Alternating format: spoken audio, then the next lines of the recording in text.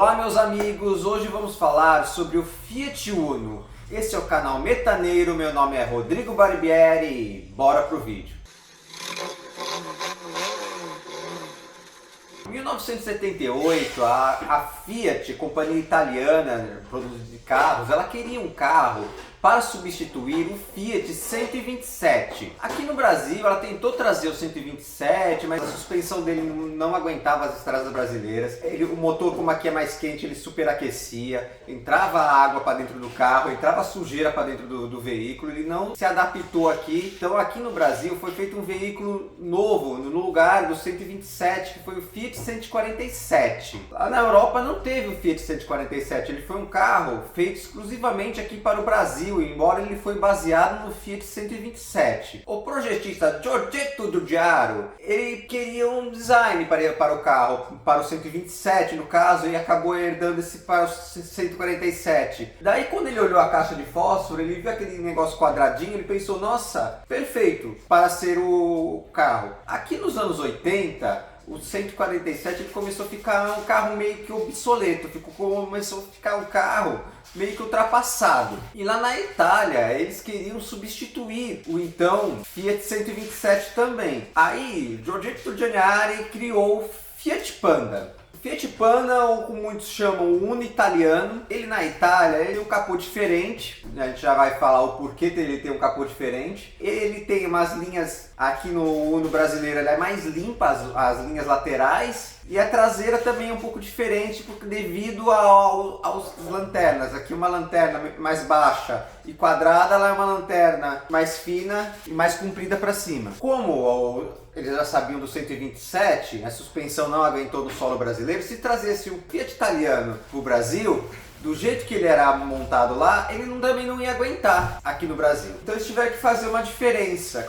Qual era a diferença? A diferença era usar a suspensão traseira do 147. Para usar a suspensão traseira do 147, como ele tinha um fecho de mola que corria de um lado ao outro, ele não poderia usar porta-mala com a caixa de step embaixo, que nem é usado na Itália. No Fiat italiano ele usa a caixa de step embaixo, e aqui não pôde por causa da suspensão. Então o pneu teve que passar para frente, e para frente o capô mais baixo não acomodava o step, então teve que fazer um capô mais alto. Então aí ficou nessas diferenças das linhas devido a isso, devido a suspensão, precisar de uma suspensão mais arrojada, porque aqui parece um solo lunar perto do solo da Itália, de tanto buraco que tem nas ruas. Em 1981 foi confirmado que seria lançado o Uno aqui no Brasil para substituir o Fiat 147. Ainda estava um pouco longe do lançamento, eles fizeram essa substituição que eu falei um pouco atrás, embora o motor era o mesmo usado no Fiat 147, que era o motor Fiasa. Em 1983, o Uno foi flagrado por um dos fotógrafos da revista Quatro Rodas nas intermediações da fábrica da Fiat. E aí a Fiat falou que isso aí era um projeto que seria lançado até o final desse ano, de 83, ou começo de 1984. Em 17 de agosto de 1984, no Rio de Janeiro,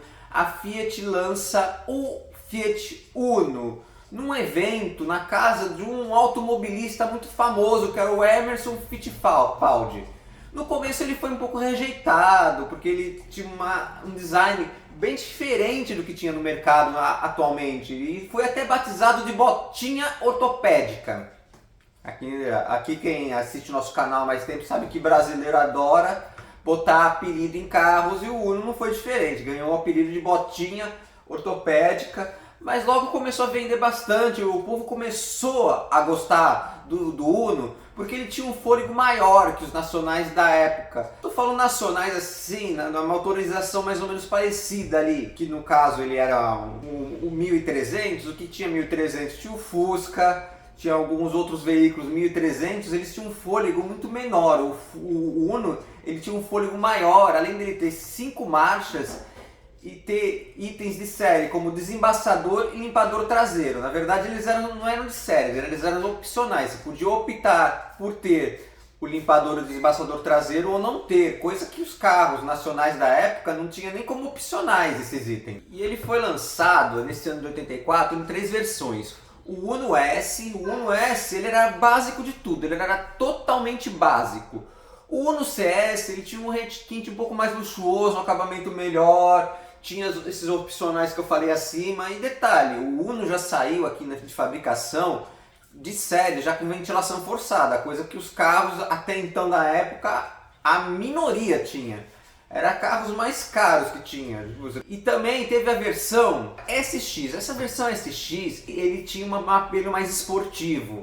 O que ele tinha de diferente do Uno normal? Ele tinha um carburador Weber que aumentava os seus cavalos para 71, enquanto no Uno convencional tinha 52. Em 1985 é criado o primeiro derivado do Uno, que é o Fiat Premio, o sedã do Uno. Ele tinha um porta-malas maior, o porta-malas dele tinha 525 litros, enquanto o Uno ele tinha só 290 litros no seu porta-mala. Em 1986 é lançado o segundo derivado do Uno, o Fiat Elba. Era o Uno, só que estilo perua. O seu porta-mala tem 780 litros. O nome Elba é o nome de uma ilha lá na Itália, na costa da Toscana. E eles pegaram o nome dessa ilha e fizeram uma homenagem e batizaram a perua da Fiat de Elba. Lá atrás, em 1977, a Fiat fez, quem assistiu aqui o vídeo do Fiat 147 sabe, a picape City. A picape City ficou com a frente do 147 até o ano de 1988. Em 1988 a picape City é tirada praticamente de linha, porque ela deixa de ter a frente do Fiat 147 e passa a ter a frente do Fiat Uno e é batizado de Fiorino. Ou seja, a Fiorino, na verdade, ela foi lançada em 1977. Só que ela passa a ser Fiorino de verdade em 1988, com o nome Fiorino é a frente do Fiat Uno. Porque no passado ela era chamada de picape City, ela tinha a frente do 147, era no 147 picape. Quando se fala Fiorino, você pensa naquele furgãozinho. Sim, aquele furgãozinho também foi lançado na época da picape City, também à frente do 147. E esse furgãozinho que você lembra mais Fiorino é que ele ficou mais tempo em linha. Ele era lançado nas duas versões, versão furgão e versão picape, igual a picape City. Em 1990, o Uno ele ainda usa a frente alta, só que essas versões mais aprimoradas do Uno usam a frente baixa, com novos faróis, com novas grades, novos piscas. A famosa frente baixa é lançada em 1990. E também é lançado o Fiat com motor 1.0. Esse motor 1.0 é chamado de Uno Mille. Uno Mille em italiano significa 1000. Então 1000, como o carro era 1000, ficou Uno Mille. E nesse ano, além do Uno Mille, tem a versão IE. A versão IE continua com o motor 1300.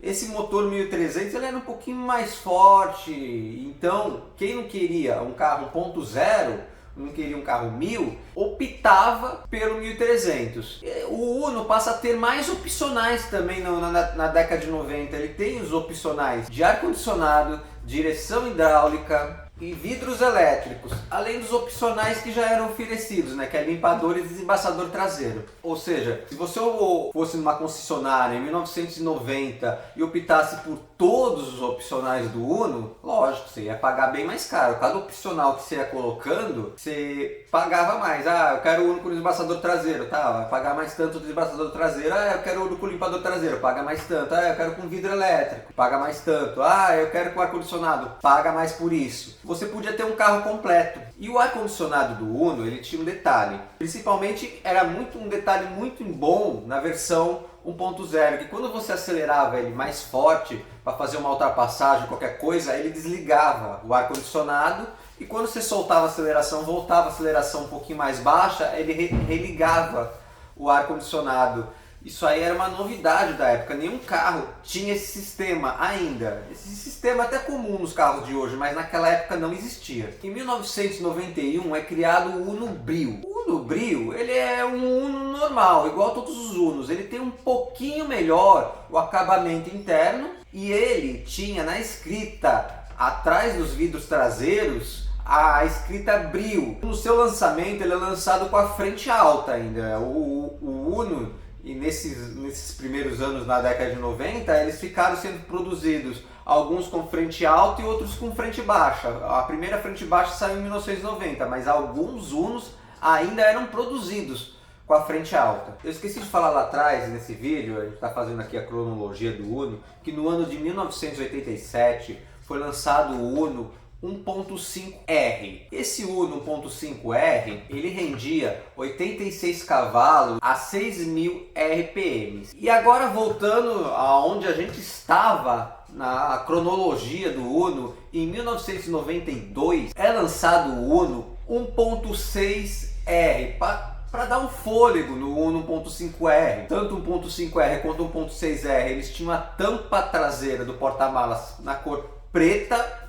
eles tinham um grafismo na lateral que indicava no 1.5R estava escrito 1.5R, no 1.6R estava escrito 1.6R. Eles tinham farol de milha no para-choque dianteiro e esse Uno 1.6R ele rendia 88 cavalos a 6.000 RPM. Em 1993, algumas edições do Uno passam a vir de fábrica com injeção eletrônica. O Uno passa a ter injeção eletrônica, tipo, o primeiro Gol a ter injeção eletrônica foi em 1989, e, se não me engano foi até o Gol GTI, foi o primeiro Gol a ter injeção eletrônica. O Uno foi receber injeção eletrônica bem mais depois, só em 1993, que também não eram em todas as versões.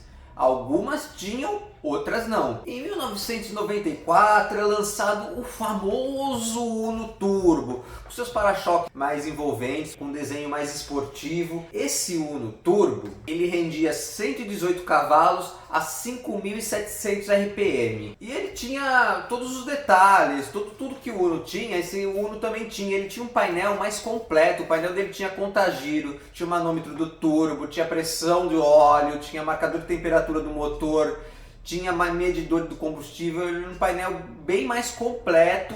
Ele era um carro com um apego bem mais esportivo para o Uno. E nesse ano também, de 1994, é tirado de linha o Fiat Premio. Ele é tirado de linha porque a Fiat já tinha em linha o Fiat Siena. E o Premio e o Siena faziam concorrências dentro da própria Fiat. Então, como o Siena tinha mais que o Premio, eles decidiram tirar de linha o Fiat Premio. Em 1996 isso acontece mais ou menos com a Elba. A Elba é tirada de linha em 1996 para dar lugar à Palio Weekend, só que eles não concorreram ao mesmo tempo no mercado. Em 1996 ainda era vendida a Fiat Elba. Só que de 1996 para 1997 a Fiat Elba parou de ser produzida para no ano seguinte começar a ser produzida e comercializado a Palio Weekend. É o velho dando lugar para o novo, né? Muita gente preferia o Fiat Premio no lugar do Siena, muita gente preferia uma Fiat Elba no lugar de uma Palio Weekend. Eu mesmo sou um que gosto mais dos carros quadrados do que dos carros redondos. Embora é no mesmo carro, só que com uma carroceria redonda, um interior melhorado. E nesse mesmo ano, de 1996, é lançado o Uno EP. Esse Uno EP, diferente dos outros Unos, ele tem uma cavalaria um pouquinho maior, de 58 cavalos a 6.000 RPM. E em 1998 é tirada a Fiorino de linha. Calma. Não é a Fiorino Furgão que é tirada de linha, e sim a versão picape da Fiorino. A versão picape da Fiorino é tirada de linha também para ser lançada no seu lugar a Fiat Strada. Igual a Fiat Elba e a Palio Weekend, só que eles fizeram isso com a Palio Weekend e o Fiat Elba no final do ano. Né?